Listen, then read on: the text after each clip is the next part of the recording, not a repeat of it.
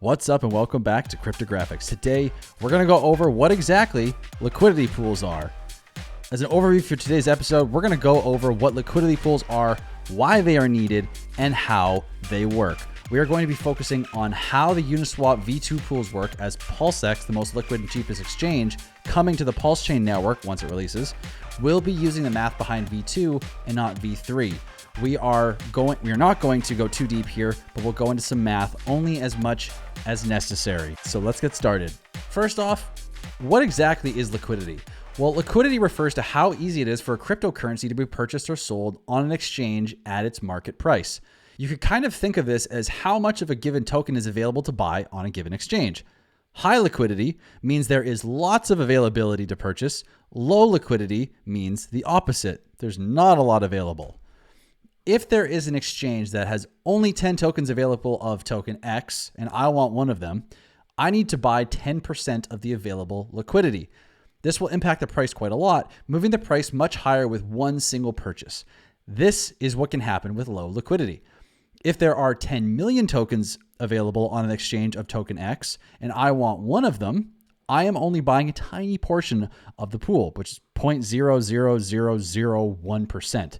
and will likely not move the price at all due to high liquidity. So now that we know what liquidity is, let's look at how it's possible to buy a token at all. For example, in order for you to swap ETH for Hex, you have to go to an exchange like Uniswap or PulseX, once PulseChain comes out, of course, where someone has created a pool that contains both ETH and Hex in equal dollar amounts. Someone has to have provided liquidity for the pair, both ETH and Hex. You want to trade, thus creating a pool for users to utilize and swap two tokens from. If someone is creating a brand new pool with one brand new token to an existing token, they will set the price relative to the existing token. The price will then fluctuate up or down from that starting point over time. If users are providing liquidity, they are adding to the supply that was already in the pool. But why would anyone do this? There's some incentives. Liquidity providers, or LPs, earn a small amount of fees from traders utilizing the exchange. For example, on PulseX has a 0.29% transaction fee, and approximately 71% of each fee is distributed to liquidity providers. Now, there's a risk that liquidity providers have to consider, known as impermanent loss, but we're not going to get into that here today. A little too complicated. We need a whole separate video for something like that. I'm only mentioning this so before you go run to provide liquidity, you're aware there is a risk you don't quite understand yet and need to understand before LPing. So how the pools work. Now that we understand what liquidity is, what a pool is, and why someone would provide liquidity, let's look at how they work. Liquidity pools are based off of ratios of one token to another, and either side is calculated using a constant number that was determined when the pool was created and only moves when more liquidity is provided or removed. The equation is X times Y equals K.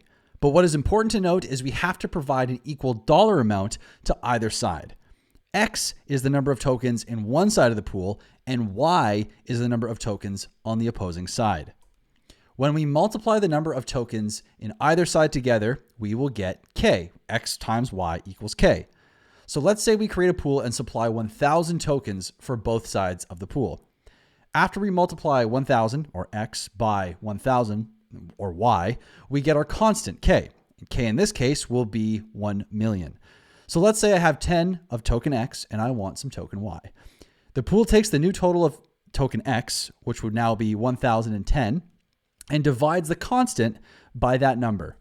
So after dividing 1 million by 1,010, we get 990.099 for side Y. So this means that there are now 1,010 tokens inside X and 990.099 tokens inside Y. If we use bigger numbers, the ratios between the tokens will change more dramatically. If both of these tokens were set at $1 when the pool was created, that means someone provided a total of $2,000, $1,000 on either side. How price moves from here is complicated due to correlation in Hart's law, so we won't go into that here, but we will look at a basic scenario where this is the only pool in existence with these two tokens. If the total dollar amount in the beginning of the pool was 2,000, we can figure out the new price of tokens by dividing the dollar amount provided to either side of the pool by the new number of tokens. In the case of the pool we created, token X would go from being $1 per token to 99 cents. It's devalued. Token Y would now be worth $1.01. This effect would be more drastic with bigger purchases and also does not account for slippage, which we won't get into here. Very simply put, it is the difference between the market price and the price the order is filled at, causing a loss in value between tokens placed in the pool versus tokens retrieved. Now, the latest version of Uniswap v3 uses much more complex math and allows for what is called concentrated liquidity, where instead of providing liquidity for the entire price range like version 2 does, users can provide liquidity for a specific price range. This is much more complicated than the V2 pools and is not something we are going to be covering further today. So if you've made it this far and you followed it along and this made sense to you, thank you so much for watching. I appreciate you being here. Please smash that like button, drop me a comment, and let me know what you thought of the video. If I missed something, if I could explain something better, and finally smash that subscribe button. It means the world to me. We're trying to get to 10,000 subscribers so I can announce a giveaway coming up soon. It's a big one. So please smash that subscribe button, share this video. And if you'd like to support the channel, you can send a donation to the link below, either in PayPal or in the ETH address. You can go to cryptographics.com and you can buy either a t-shirt or a hoodie. You can book a one-on-one call to learn about the ecosystem. And you can also join the YouTube membership program if you like as well. And finally, guys, there's scammers in the comments. Please don't interact with them. If it doesn't say my highlighted cryptographics name, it's not me. And I'll never try to get you to go to WhatsApp or anywhere else. If you have questions, go to cryptographics.com, fire me an email, and I'll get back to you as soon as I can. So thank you guys again for watching. Have a wonderful day. We'll see you very soon. Peace.